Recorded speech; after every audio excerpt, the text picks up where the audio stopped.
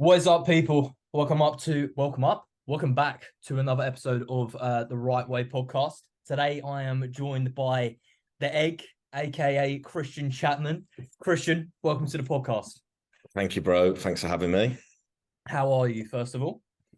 Tired today. Yeah. I'm still catching up from last week's trip. So yeah, I'm fucking knackered.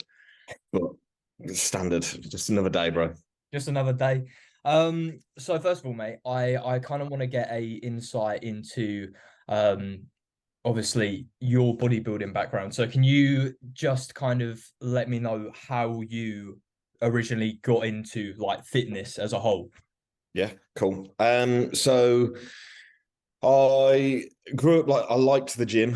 Like I really liked the gym. Got a bit obsessed with like cardio when I was in my teenage years. Lost a load of weight.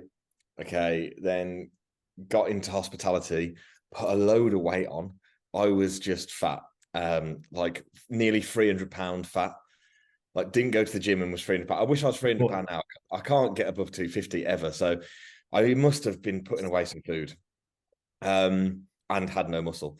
So kind of, I'd always been into the gym and lifting weights and stuff, but was just never consistent with it. And then I'm the kind of person I need to see something happen to want to do it. Mm-hmm. So as soon as I started like seeing a result from like learning more and stuff like that, I was just hooked like immediately. Like, and if I do something, I have to go like 100%. I've got to go full fucking mental mode. And basically got sick of being called a fat bastard at work and hired like a coach to do it like a photo shoot with, which mate feels like it's probably like 8 or 9 years ago, I reckon. And I got pretty lean, to be fair. Like I was photo shoot lean for sure. Like I had abs and stuff, which was like the first time in my life. And then I remember like after that photo shoot, I was like, I'm literally just gonna keep doing this all the time. And I was addicted. And So like, you fully fell in love with the process, and from there it was just like, yeah, it was just like, right, now I need to push up. And I can remember like my first like real push after that photo shoot, like 2,800 calories is like the max I got to, because I was just putting weight on like so easy every week. I was like, right, okay, got pretty fat pretty quick. Next diet, got leaner than the first time, push back up, push things harder.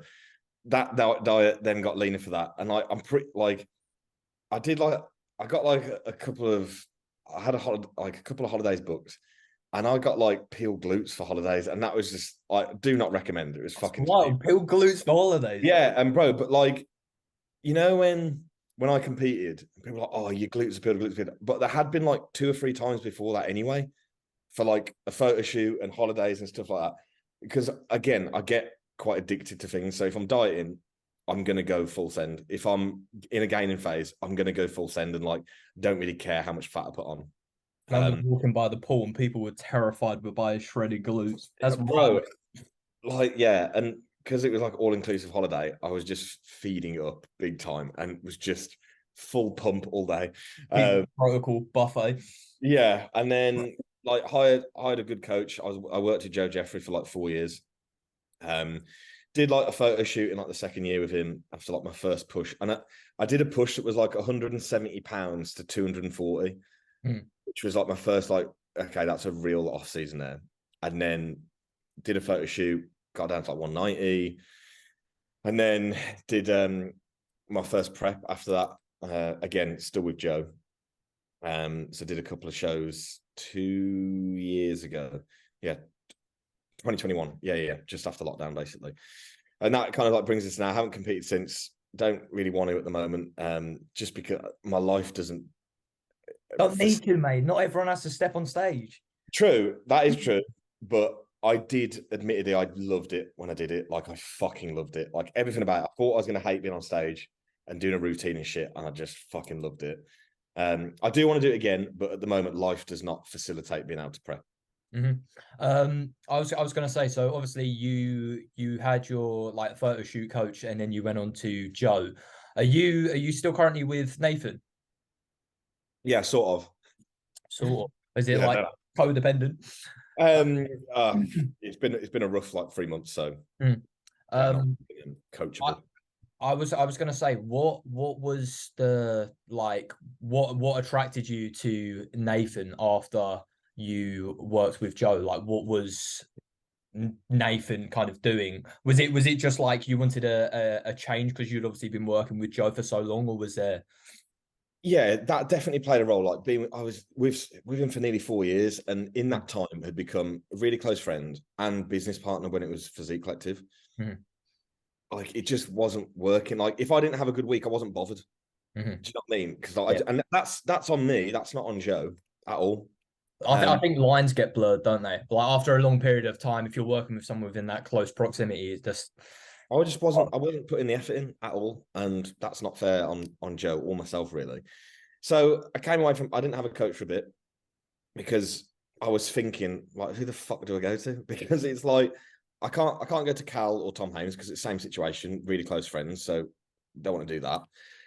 Not that I'm not a good mate with Nave and stuff, but it's a bit more far removed from that. And I wasn't really. I had a couple of consults with people in America, and I was just like, it wasn't for me. And at that point, it's not like I don't want to say like I wasn't looking to learn because you'll take something from every single coach. But when I worked with Joe, that's built my knowledge over like 4 years, and that's what I wanted from it. Whereas after I was like, right, I know what I'm doing and stuff. And yes, I'll still learn off a different coach and different protocols and stuff like that. And I've definitely took some stuff away from Nate that I definitely do with other people. To be fair, and it's mainly just be more aggressive in like certain protocols and stuff with the right people. But it was more so I just wanted to go with someone that I like. And me and Nate get on really well. And he's a good person and he's got a good service, knows what he's doing, and we get on. Like simple. So that's all I really want. I need to be with someone that I like because I don't like doing things for people that I don't like.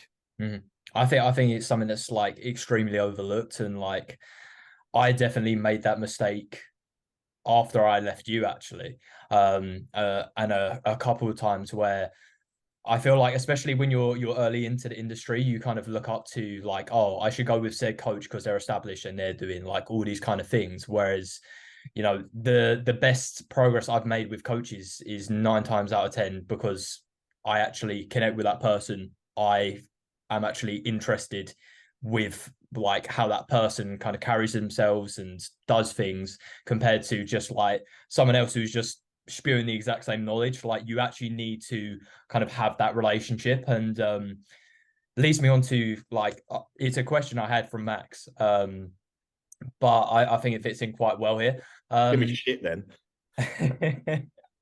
we were talking about today because we were basically saying like there's like a I don't know. I already know exactly what you're gonna say. What is it about? What? Go on, you. I'm curious. You say what you said About relationships with clients and like blowing smoke up arse or whatever and stuff like that, and people becoming too close with their clients in terms of from like a friendship standpoint. I presume that's what you're gonna ask. Nail on the head, mate. Yeah. There is a fine line massively, and I'm not gonna say that, you know, sometimes I might have overstepped the mark with people or whatever, but that's my personality. You know, I'm not, at the end of the day, you can go to said coach for different kind of things. Like if you want to be shouted at, I'll tell you exactly who to go to. Okay. Some people, that's what they need. Okay. To stay in line. If someone shouts at me, I'm going to tell you to fuck off. I just don't get on with people like that. And my coaching is going to be different to other people's, and that's okay. Like there's so many different ways to coach people. Okay. Granted, if someone takes the piss, I'm going to tell them they're a fucking idiot. I'm not going to be like, oh, you know, it's okay and all this sort of stuff, unless that's the approach that that person needs. But in terms of like, from a friendship standpoint, I've built some really close friends doing this. And at some point, they might leave because of it. Okay. And be like, okay, me leaving Joe, you know, let's use that as an example. When I see Joe, it's still exactly the same, and we have a good laugh and we're good mates. And that's how it should be. And sometimes that might blur the lines with coaching and I might lose that person as a client, but that's okay with me. Do you know what I mean? Because like I like building relationships with people, because at the end of the day, 90% of the time, 95% of the time, that's what keeps them. Yeah, no, I 100% agree. I think as well, I think a lot of it comes down to like being able to read individuals and how people define like their versions of like how people have relationships with their mates differs like person to person. And I think like you highlighted there, actually understanding the individual, because I think and Max is the perfect example of this, because he's like the most pally Yeah. coach I've had. But for me, it's more like I think some people are afraid of like, oh, if you're too close with one of your clients, maybe you're just going to let things slip, and maybe you're not going to be on, you're not going to be as like strict and regimented with them. But I don't think that is the case. I think No, I think it's the opposite. yeah, Because I'll give an example, mainly because I've got a picture of me and him in my lounge.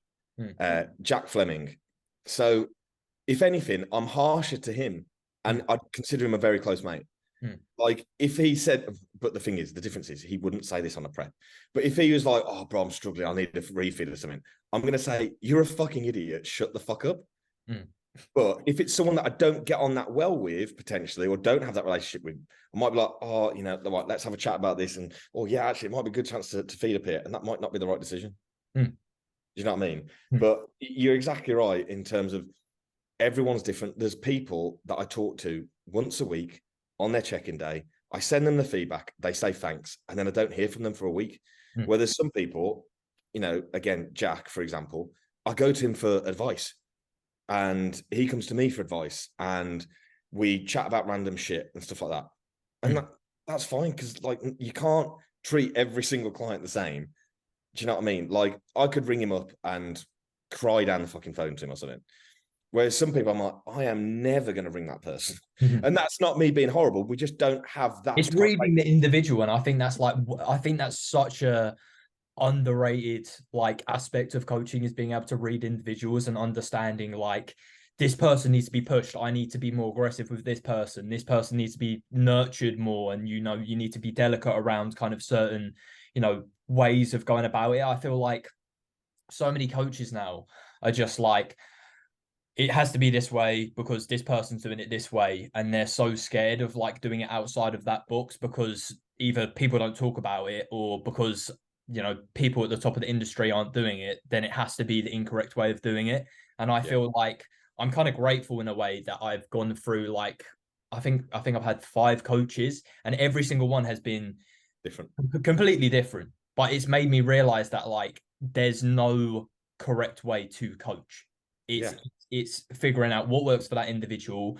If it works, fucking go for it and just stay with it. At And the end of the day, all the different like personality types and stuff, it just comes down to experience.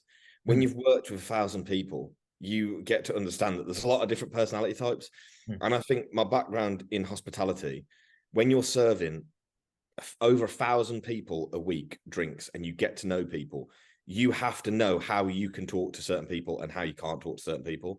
Because if I laugh and joke around with someone, they might want to knock my head off in a bar. Do you know what I mean? Whereas some people are, "Oh, bro, you're great. I'm only going to come to you for drinks," all this sort of stuff. It's the same in coaching. I'm only going to come to you for coaching because I have that relationship with you. And it's just experience. And like I said, I've probably coached over 1,000 people now, and every single person is fucking different, and you do have to handle them different. And I like that because it's a challenge. I don't like doing easy things. Like robotic clients are great for prep and stuff, but it's also pretty boring for me. Not in a horrible way. Like it's cool, yeah, prep, get peeled, all this sort of stuff. But when someone comes to me with a load of issues and I have to then solve it and it's difficult, I buzz off that. I was having this conversation with my mate the other day, and I was saying like, I don't like, obviously I haven't coached like bodybuilders to like prep, and I know that's a different challenge in itself, but I genuinely believe like lifestyle clients, because that's what I have the majority of my experience in, I feel like that is 10 times harder than most bodybuilders, because realistically, right, bodybuilders will come to you, they want a training plan, they want to be told what to eat, they want to be told when to eat, and they fucking do it. It's simple, they get on with it 9 times out of 10, maybe a few bumps in the road here and there, but majority of the time it's very smooth sailing. Lifestyle clients, they want to get somewhere, one week they're with you, the next week they're off, they've fallen Yeah. off the track. You need to give them more support here. They say they're going to be committed, and it's like a juggling act. But I feel like that is once you figure that out and you get through like that path where they finally like, I'm adhering to this now, that is so much more rewarding than just being like, yeah, I got a trophy, mate. Do you know what I mean? 100%. And it is more rewarding. And it's like, I'm not taking anything away from my competitors and stuff Mhm. at all. Mhm. Like, we've had some unreal results this year and it's really fulfilling. But at the end of the day, like, it's a plastic trophy that you're getting, really. Mm. You know, when you've took someone, Mr. OPH, from £400 to 220 and pretty much saved his life, Mm. that's way more fulfilling. Mm. Mm. It's so much more fulfilling than like what 27. It's probably a couple of days max that you're kind of having that feeling of like, oh, I'm really grateful that I've earned this trophy and everything. But then it's like on to the next thing. The better ones is like when someone comes to you and it's like, bro, I'm 5 weeks out and I'm behind and I need a new coach. I'm like, cool, let's do it. Because if I get them there, then I'm like, yeah, it's fucking easy. Like, again, the most recent show this weekend in Prague with Cam, we were just doing a mini cut. And she 6 weeks ago was like, do you reckon we could do Prague in 6 weeks? And I was like, only one way to find out. And that was a big challenge because one, it's first pro on stage, like IFBB Pro, and on a big fucking stage. And her first time doing this category, it's like, right, okay, yeah, let's go. Because I thrive off the pressure. Now that's rewarding because it's like, I was umming and ahhing thinking, I don't think you're going to be ready. And then all of a sudden, probably 4 weeks into it, I was like, yeah, you're pretty much ready now. So let's go. I feel like we've got a good background on like obviously your bodybuilding, how you got into that. Can you talk a little bit about like your work background? Like obviously I know you in hospitality, but like I'm curious about like your whole work background, like even before that, and Yeah. then leading into kind of where you are now. Fucking up. Do you want me to start from like the very start? Yeah, mate. Because I want Bro, to deep dive Christian's mind, mate. I have had a lot of jobs, bro. A lot. Right. First job, paper round. Let's get it. Okay. I then worked at, must have been 15, I think. I worked at Bassett's Pole paintballing on a weekend, and I was a paintball marshal, aka just get fucking battered with fucking paintballs that stray off and freeze your fucking bollocks off. But they paid cash in hand, and it was like 60 quid a day. And mate, this is Worth it, mate. what, 16 years ago. I thought I was loaded, mate. So I was doing that like whilst I was at school. And this is the thing, I always had jobs when I was at school. Like when I was doing my A levels, I was working. When I was doing my GCSEs, I was working. Like I always worked because I didn't want to be at school. I was going to say, did you like school? No, No. not at all. I don't like people trying to teach me about things I don't want to learn about. I just switch off. And I will apply the least amount of effort into things that I don't want to do. And that's why I put the most amount of effort into this, because it's what I want to do. Do you know what I mean? Makes sense.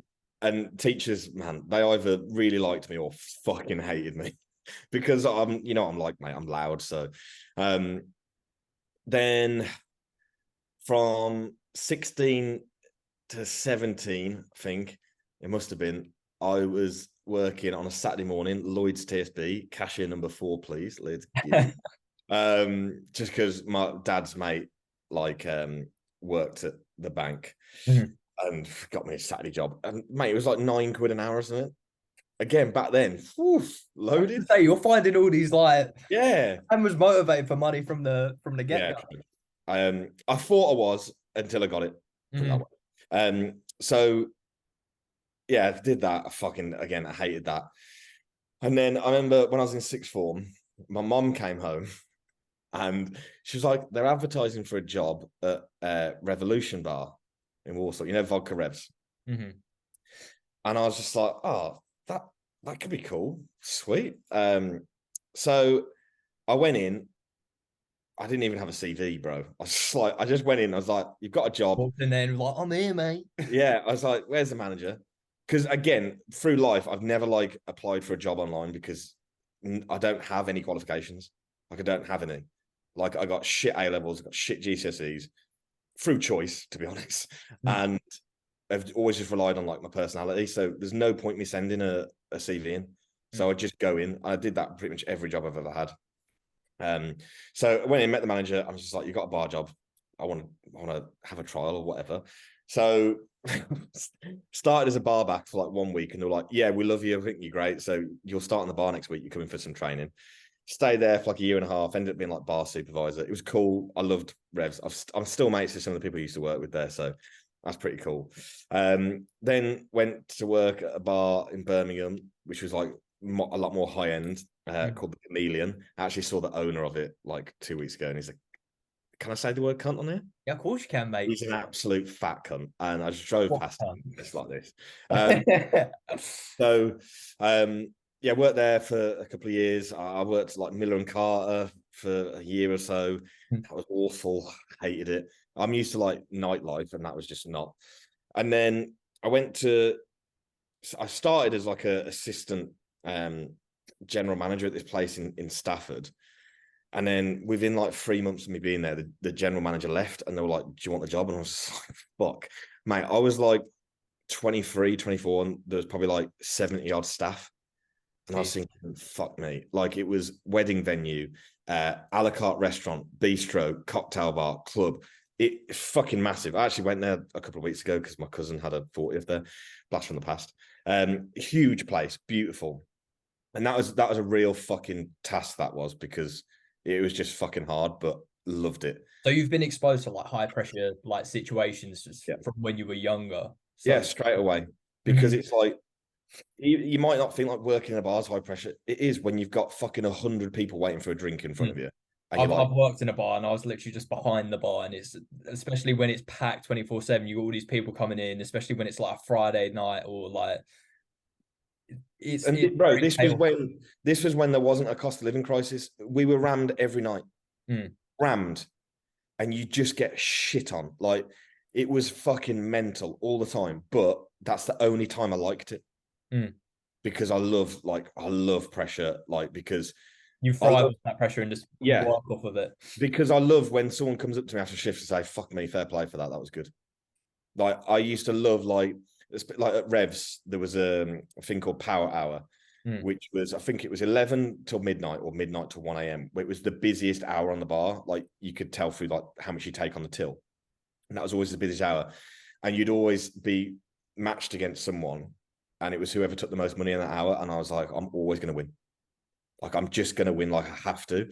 I would love to go and work in a bar again, just for like one night or something, just see if I can still do it. Hey, you should do it just for a laugh. Just go out I would, like, because the place I went after that, my mate owned, and I just went in to kind of like help, and then stayed for quite some time, and it was really good actually. So it was going from like a place of like 1,500 people capacity to, I went to a place that was 65 capacity. And so completely different, but equally slammed all the time because there's not much room in there. So it's not hard to be busy. That was class. I fucking loved that, because I could do what I wanted in there. I could change everything. So did you like, because at the moment it seems like you're enjoying this work. Like from what I'm hearing, it doesn't seem like you were doing this and you were like, fuck, I really wanted like change. So the reason why there's so many, and I ended up at so many different bars, is because either a better opportunity or I was bored of the place. And I felt like I'd done all I could do there, kind of thing. So it's like, right, what's the next thing? And I am like that. Like, I like working towards something, but then when I get it, I'm like, okay, what's next? Because I hate the saying, because it's like a bit cringe, but it's the journey that I enjoy more than actually getting the thing. Like, I was listening to a car podcast, and the guy like hit the nail on the head. It was like, people work so hard to get like a certain car, say they get it, and then they don't want it, because it's like, I just wanted to be able to get there. It's like when I bought that early this year, I was on Auto Trader the same week after buying it, looking at other things. It's like, right, what can I do next? I think it's like placing expectations on, you know, what you think something's going to give you. And like, I don't mean for the podcast to take like a deep turn, but like, I was speaking to Max about this today, because like recently, I don't know, I've been struggling with like trying to find happiness, right? Because I feel like I've been struggling with it a lot. And I said, I feel like I've always put happiness on like it's gonna be when I get this or when I do this. And like I've realized, I don't know why it's taken me 23 years to realize this, but like happiness isn't a location. It's an emotion. It comes and it goes. And it's like it's the same with like the car, it's the same with like business, it's the same with anything. It's great to have these goals and it's great to, you know, achieve them, but you're not going to, you know, it's not going to give you, you know, more self-worth. It's not going to give you happiness. It's literally just it's a great thing. And I think you should definitely recognize that, you know, you've worked your ass off, and that's something else I struggle with like, and I think a lot of people do in this industry, especially within bodybuilding, is like we're very used to we set a goal, we achieve it, next goal. And it's like I had that chat with Max today where it's just like you need to be more present and like appreciate kind of how far you've come, even though it's hard sometimes to kind of see that. And I don't know, I think that kind of ties in well with what you're saying about of course, bro. The happiness thing, you say it's took you 24 years, bro. It took me 30. And I'm still trying to figure it out. It's a weird one. Yeah, I don't know what it is. Like, but at the same time, you can't be fucking happy all the time. And like when people say, "Oh, well, you've got this and you got this, you shouldn't feel unhappy." Well, funny enough, I fucking do, because none of that stuff means anything. I hate when people say that as well, when they're just like, "Oh, you know, X, Y, and Z, this person's got it 10 times worse than you." But it's just like it's so like person dependent and situation dependent, and like you can't just like, yeah, trust me, I know there's people out there with their lives are terrible, but that still doesn't, you know, you're so conditioned to like different lifestyles and how, you know, we're somewhere where it's like, right, I go on social media every single day and subconsciously I'm comparing every single aspect of my life to Christian, who's, you know, older than me. He's had more experience in the game, and I'm like, why aren't I like Christian yet? And it's like, and I was saying this to Max, and it was the same thing. It was just like I was comparing myself to Max subconsciously, and it's like, why do you do all these things which, like, you know, eat away at you when it's like not, it's just not beneficial. Do you know what I mean? Bro, I've been there, mate, comparing myself to everyone, and now I just don't care what people are doing. I don't care, because I'm too busy to think about what other people are doing anyway. And it brings no value to me. It's like, is what I'm doing at the moment working? Yeah, okay, I'm just going to keep doing that. And yes, it's good to keep an eye on like what certain people are doing, because you might think, fucking hell, that's a really good idea. I'm going to take that and run with it. That's cool. Or I'm going to message Joe and be like I had a consult with Joe 3 or 4 months ago about something that I wanted to learn about. And it's like, I don't compare myself to Joe. I don't compare myself to Cal or whoever or Max, because it's pointless. You know, we're all essentially, bro, coaching. All of us are doing exactly the same thing. We do the same job. That's it. And the only difference is the person normally. Yeah, and you need to be your own person. Yeah, and I just literally concentrate on that. And I've always been, like, when I was younger, like, not scared to be myself, but conscious of being how I want to be. And now, I mean, do you know what I mean? It's my whole like logos are pink. I'm wearing a fucking pink hat. Mate, I like it. It's a vibe. It's yeah, like, exactly. like and like at the end of the day, no one cares what I'm doing. And if they do, that's their problem. I don't care. I'm happy being a bit fucking weird. Okay. Just being myself, because that's me. Do you know what I mean? Like, I'm bold. So anyway, I did it's bars. We both went off on a tangent, mate. It's fine. Yeah. We were talking about bars. Worked in bars. And then I left that place and I got into like the corporate side of it, where I was looking after like a rum company, like a couple of beer companies and stuff. You know, Lucky Buddha, the beer? Yes. No, in the Buddha bottle. I used to look after that. I used to look after Old J rum, spiced rum, Kozel beer, which you will have seen in like Czech Republic and stuff. So, and was getting it into bars across like the Midlands. So I was essentially a sales rep. Oh, fucking hell, I hated it. But it was the time I was getting into bodybuilding, and essentially you worked for yourself. You didn't go into the office. Like, well, you did sometimes, but like you'd be touring across the fucking country going into bars. So I'm like, well, the bars are open later. So what I'll do is I'll get up, I'll do cardio in the morning, I'll go to the gym. I'll start work at like 11, and funny enough, I got made redundant. So, and I was there for like a year and a half, and mate, I'm fucking so glad I got the fucking, not the sack, but I'm so glad they just diluted that team, and I was the one to go. Mm-hmm. I was so happy. Like in the end, at the time, I was like, "Fuck, what do I do?" Mm-hmm. Like I had a company car, and they're like, "You've got a week until you go," and I'm like, "Okay." So that was stressful, and I was like, "Right, I need a job." And I can remember because it comes up. I look at my Facebook memories every day. Mm. So I think it's something good to look at, like where you were 5, 6, 7, 8, whatever years ago. And I'd put a Facebook status up that day. I sat in the car outside work, as I've just been told. I was like, I need a job. Like, I need a job. And I know everyone on my Facebook knows what I'm good at. Hit me up. Next day, had an interview. Day after that, started a new job.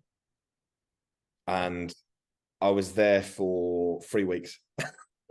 What job? What were you doing there? I went back into hospitality because it's all I knew. And Mm. getting out of hospitality is so fucking hard because I've got no skill. I can serve fucking drinks. I can look after people, essentially. And I went to be assistant manager at this place called Refuto, I think it was called, at the top of the Park Regis Hotel in Birmingham. It was fucking swanky baller. And I remember it was one night, and I was about 3 weeks in, and I was helping out some of the bar team on the bar, restocking some shit. And I was bent down, and someone whistled at me. And it was like 2 a.m. I already wanted to go home. And I looked at him, and I was like, "What do you want?" And he whistled at me. He's like, "Get me a fucking drink." And I was just like, I dropped everything that was in my hand. I had so much like glassware in my hand. I just dropped it on the floor, smashed it. I just walked out. I'm like, I'm too good to be spoke to like shit. Sorry. And then I basically just had a month off of work, like doing any job, because I've always been like a serial saver. Like I always save and still do now. And like, I thought, well, I can afford to I could take 6 months off and pay myself, but I want to get back into work. I just need to know what I want to do. And a job came up. I was looking at car sales because I've always been into cars, and I thought I can fucking do that. And there was a job open at Mini, and I thought, fucking hell, Minis, that they'll sell themselves, and I'll just flirt with the girls that walk in and try and sell the cars. It'll be fine. So I went in one day, just walked in, hadn't applied online again, and the manager wasn't in, but I spoke to the assistant manager, and I was like, "Look, I've heard you got a job. I'm not going to send my CV in. I want an interview. Just interview me." And he was like, "Well, we're not going to be doing that, but the manager will." I said, "When does he get back?" And this was like a Wednesday or something. And he was like, "He gets back on Monday." I said, "Can you text him now and just say, there's a lad here and he wants a job?" And I waited for them to do it. And they texted him. And I said, "Okay, I'll wait for a call on Monday." Didn't get a call on Monday. So I drove back there on a Tuesday and went in again. And the manager was there. I was like, "Are you Will?" And he was like, "Yeah." I said, "I was waiting for a call from you yesterday. You didn't ring me." And he's like, "Are you Christian?" I was like, "Yeah." And he's like, "I've been told about you." I was like, "Yeah, well, I want you to interview me because I can do this job." And he's like, "Okay, we'll set up an interview." It's like the same week. I went in, we were having a fucking laugh in the interview, me and him. And he was like, "You are going to have to like apply online." He was like, "I want you to work here, so I'll just like fast track it through. But today you need to meet the head of business." And I was like, "Yes, sound, don't worry." So walk over to the head of business. So he managed like BMW and Mini. And I walked in the office, and the first thing he said is, "I already don't like you." And I was just like, wow. I was like, "Okay." And he was like, "So tell me why you should work here." I was thinking, fuck me, this guy's a cunt. So I raveled off a load of shit. And he was just there sat thinking about it. He said, "Well, Will clearly likes you, so I'll let Will decide." I was thinking, thank God for that, because you're a twat. And me and him had many run-ins in that time. And I've seen him actually since, and it's just it's just a prat, mate. Well, no, he wasn't a prat. He had his ways of dealing with people, but I remember I stood up to him once and no one stood up to him, and he rang me that night and apologized. And I was just like, "That's fucking right, bro." But then lockdown, it was about to be lockdown. It was like January 2020. I will get to the end of this story, I promise. That's great, mate. I love it. And I was coaching people whilst I was working at Mini, and had been for like 3 years. I worked there for about 3 years, and I'd been coaching people since I started there, but it was just a weekend thing. I remember I drove past there the other week, actually, a Starbucks that I used to go to on a Sunday morning before work and do all my coaching stuff and then go to work. So I got to like 25 clients or something in the January, and I was like, right, I could actually probably make this a job this year, but like I want to get to like 50 clients before I can leave. And now I think about it, I could not have done 50 clients and that job. So I'd made like a plan in my notes on my phone of how I was going to leave, what I was going to do, all this shit. And then lockdown happened, and I thought, fuck, this is going to completely fuck it. And in the first week, I lost one client and gained 11. And I was like, shit, what is happening here? And by the time we got called back into work, I can't remember how many months off we were, but during that time, all I did was go for it with coaching. I left with like 25 clients and then got back to work, and I had 85 clients. And they rang me to come back in, and they're like, right, we're going to get you back in on the Tuesday. I was like, yeah, that's absolutely fine, no worries. And in my head, mate, honestly, I'd never felt so ill in my entire life. I was like, I can't do this. I can't leave. Like, this isn't going to work. And was it taking that jump, like the amount of self-doubt was just like crippling. And it was like, yeah, I've got 85 clients. What have I got? What if 84 leave tomorrow? I'm like, well, you have to actually think, well, that's not going to happen. So yeah, they called me back in on the Tuesday, and I drove in on the Monday and rang my boss from in the car park and said, can you come out? I didn't want to go in. And he was like, yeah, I'll come out. And I went down and he said, oh, what are you doing here? You coming back tomorrow? I was like, yeah, I need to talk to you. And he was like, you're leaving, aren't you? And I was like, yeah. And he was like, you're doing coaching? I was like, yeah. And he was like, fucking fair play. And then I was like, look, I can't give you a notice because I can't do both the jobs. So like, I'm leaving now. Like, what do we need to do? He's like, I don't really know, but we'll go and speak to admin. And they were like, you just got to give like a letter of resignation there and then that this is your last hour working here. And then, fuck, mate, I can still remember driving home from that and just be like, what is going on? What was it not like? You didn't go from like, oh yeah, that now this is great, I'm so happy. Was it like, fuck, I need to like knuckle down? Yeah, I was shitting myself. My heart was racing, bro. And yeah, it was a horrible feeling doing it. Like, it was amazing and stuff like that. But mate, it was 3.5 years ago now, and I can remember it like it was yesterday. And I remember saying to my dad, like, right, because my dad's like not my business mentor, but he helps me a lot with just everything really to do with it. And I was just like, right, these next 2 or 3 years, I've got to go mental.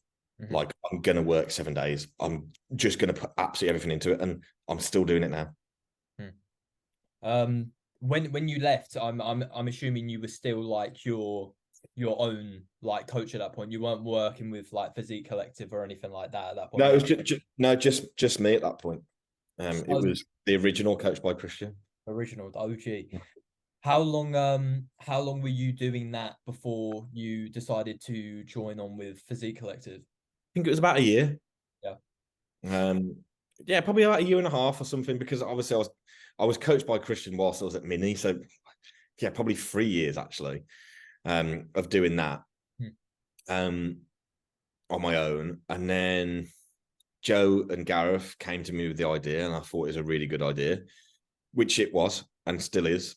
And it went well and stuff. But I quickly realized, like, I am selfish, but I felt like I was better alone. And I'd kind of not grew out of it, but I just felt like I was the outcast a little bit, not in a bad way, but when you don't agree with certain things, it's hard to get on. Your vibe. It's just, and I think everyone kind of saw me as my own thing anyway, because I'm just different. I am just different. And I remember thinking about doing it, and I'd spoke to a couple of people, and I remember I text Cal. I said, bro, I need to talk to you about something. And he's like, I already know what you're going to say. And I was like, what? And he's like, you're going to go on your own, aren't you? And I was just like, how the fuck did you know that? And he's like, because you can see it a mile off that you should do it. And I was just like, fuck. And then I text Tom Ames, and he's like, why the fuck have you not done it already? Like, not in a bad way. Yeah. It's just, you are just your own thing, and you'll probably do better. I was like, okay. And I remember I'd spoken to the lads. It was after the seminar. I was like, I'm going to do that because I promised I'm going to do that. And I spoke to them all after, and they all said the same thing. Like, yeah, man, go do that. So do you struggle with like self-doubt a lot still, or is it? Yeah. Yeah.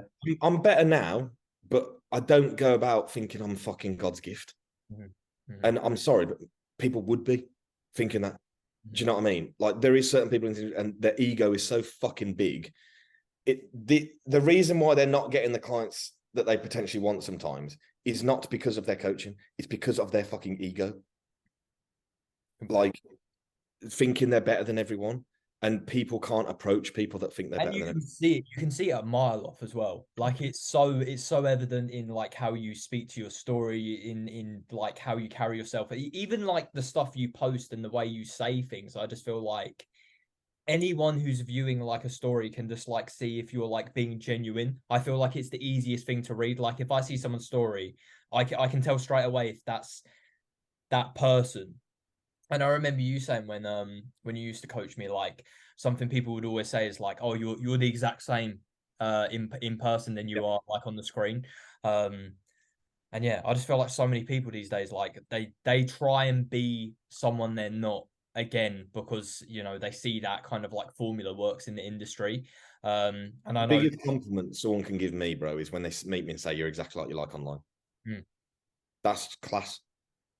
And that's never going to change, bro, because I ain't got the energy to try and fucking be something I'm not.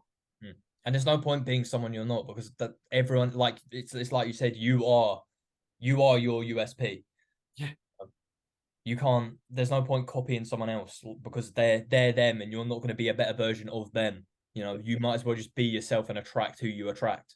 Yeah, 100%. But yeah, the self-doubt is still stuff that it's definitely better than it was. But before, I mean, it was fucking a stupid amount. Like, you're never going to get anything done, mate, if you're just like this. Because you'll just put, like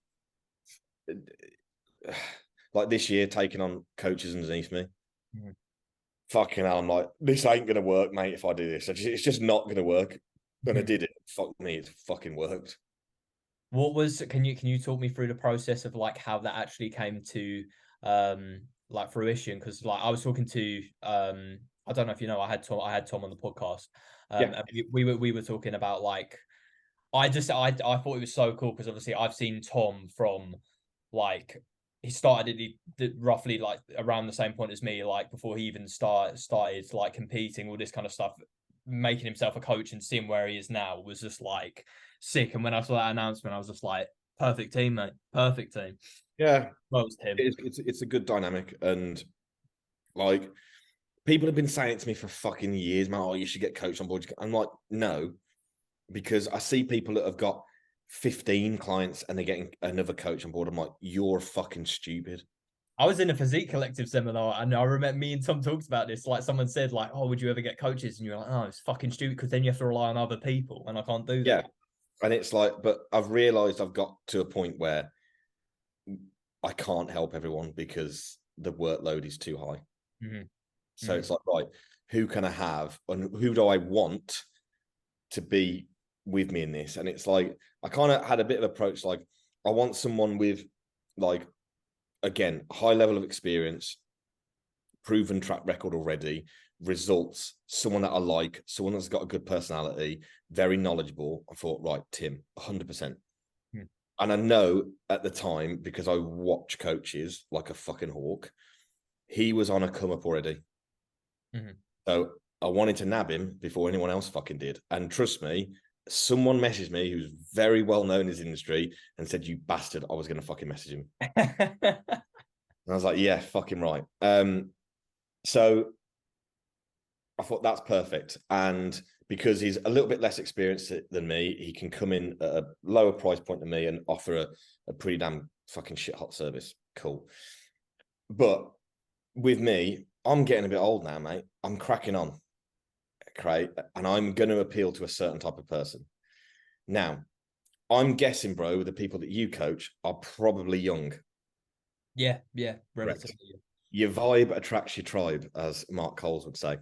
And I thought, right, Tom's been coached by me for 2 years now. I've watched him grow as a coach. He's got, you know, a decent level of clients himself already. he's young, he's doing his first prep. He loves everything about coaching. He provides a really fucking good service. And what are all of his clients? Young. Okay, because at the end of the day, and this is not me being a cunt, because I've got 18-year-old clients that will pay. I was going to say, you still definitely attract that vibe. Yes, but a lot of time, and it's not even harsh to people, 18-year-olds or 17 or 19-year-olds aren't going to pay what I charge. They're not. True, yeah. You can be coached by Tom, and he's really fucking good. Mm-hmm. Do you know what I mean? So it's just, it appeals to, I want it to appeal to everyone. Because, bro, I've got clients in their 40s, 50s, 60s. Do you know what I mean? Because, again, I get on with older people. So, again, I still say my niche is everyone. Because I still do have the 18-year-olds. I still have the fucking really old people. I have competitors, I have non-competitors. And stuff like that, males, females. At the moment, it's all my inquiries are female, which is mad. But, again, you put out what you want to attract. Mm-hmm. I really fucking like coaching figure girls, bikini girls, all that sort of stuff. And I'm really enjoying that at the moment. So if I put more of that out, guess what happens? You get more of that come to you.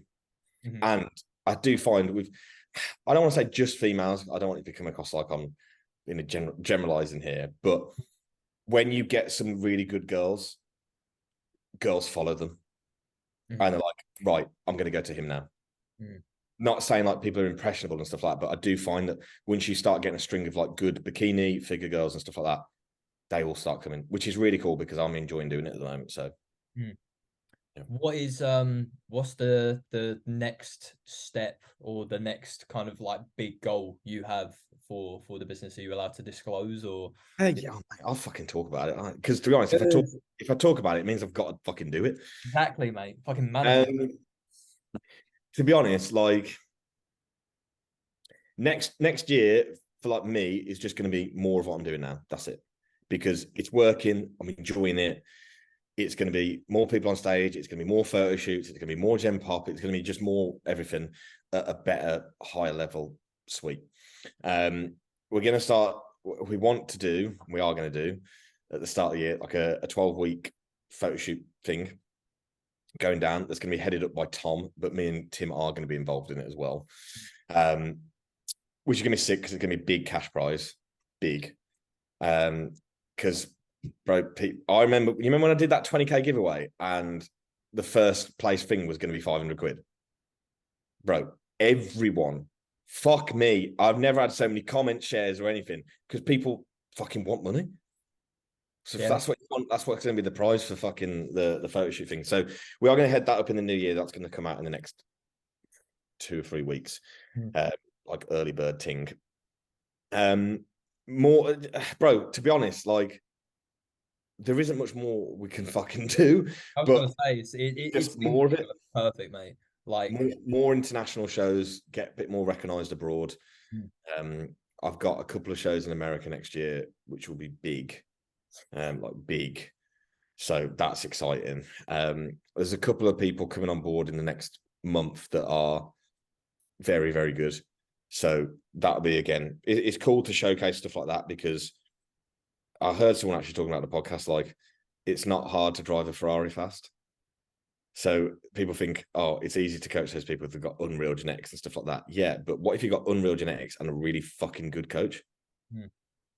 Sometimes, well, I disagree with that because, like, yeah, so do I. I mean, I massively disagree with the statement actually. So just because someone's got like really good genetics, like 9 times out of 10, their egos are either through the roof and they don't really listen to what people are telling them to do because what they've been doing has just been working anyway. I feel like that's. I don't want to give examples, but I can think of fucking 20 people, and it's like, oh mate, send shots. I can put like a clickbait title. Like, okay, Brandon Harding, the least hardworking bodybuilder ever. Okay, no, I don't. It's not. But I know that, and he'll know this because he can't be oblivious to it.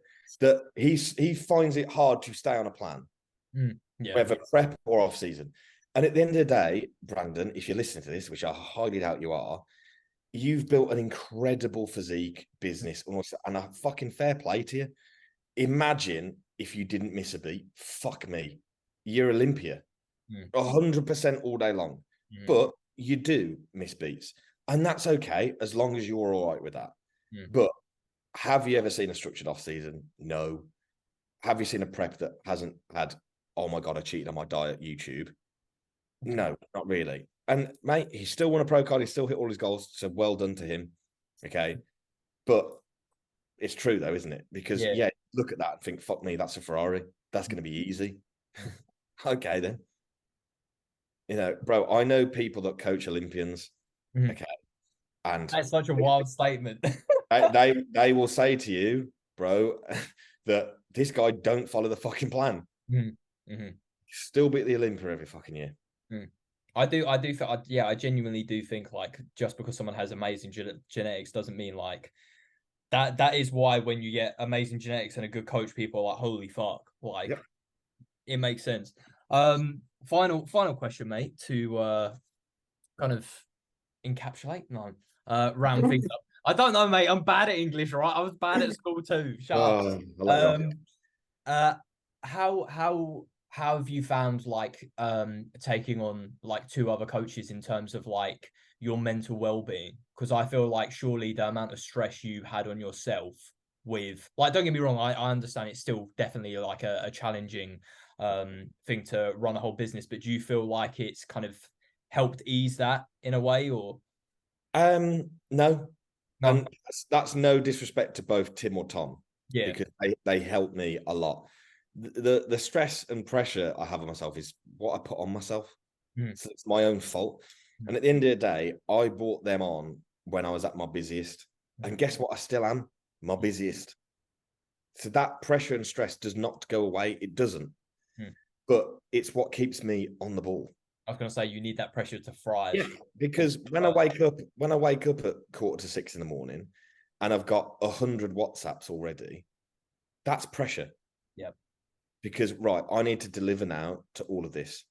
I've got people waiting on check-ins. I've got people waiting on setups. I've got people doing consults tonight. I've got a podcast to do tonight. I need to please all these people and get it all done. And bro, I just wake up and do it again the next day.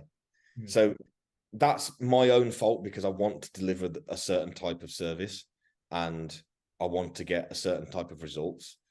And that's me. But I don't know why anyone wouldn't want to do that. No, I completely agree, especially when it's, you know, so many people say like, oh, this is my passion. This is what I want to do.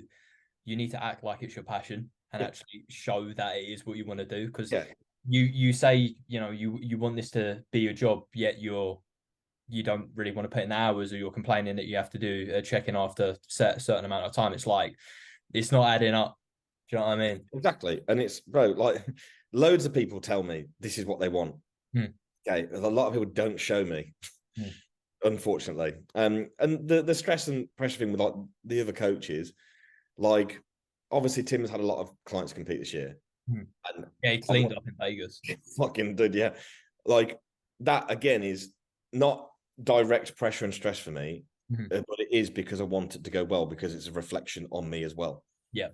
And then when Tom's got clients that are coming to me with XYZ problem, I'm like, right, this is what we're going to do. Do you know what I mean? Again, it's just added stress and pressure. But again, if there wasn't stress or pressure, you're probably not doing it right.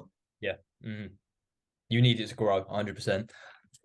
Yeah, 100%. All right, cool. I think that's a great place to wrap up, mate. First of all, just want to thank you again for taking the time out of your day to come to the podcast. If you're watching on YouTube, please give us a like and drop a subscribe. If you're on Spotify, Apple Podcasts, or any other podcast platform, please rate 5 stars. Tag me and Christian in your story, and I'm sure he'll reshare it. And yeah, we'll go from there. Cheers, guys.